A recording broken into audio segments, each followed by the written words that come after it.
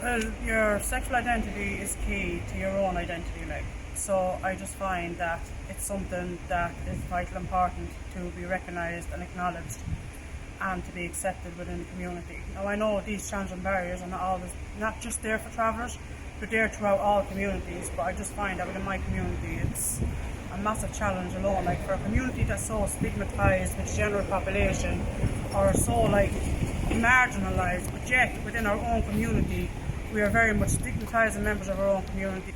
It's not the way to go, to be honest.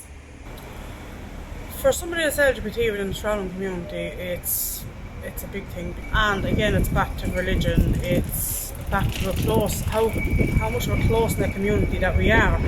So the best example I can give you, you're living in halting sites or living in travel Pacific accommodation.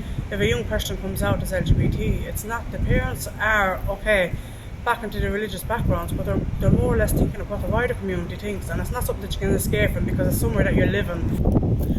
So then last year I got the opportunity to go into belong to youth service, where I got that learning and just knowing how vital and important it is to understand the pronouns of how young people want to be identified. I found that very important as well.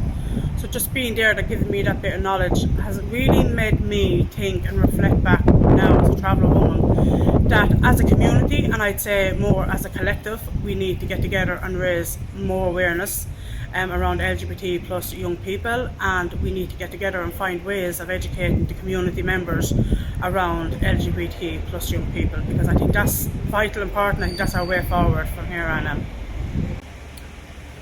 Well, there is a small bit of acceptance in families now, there are a lot more young travellers identifying as LGBT, but I find myself it's just the acceptance, and once a young person knows they're being accepted, I think that's what will help them actually come out about their sexuality.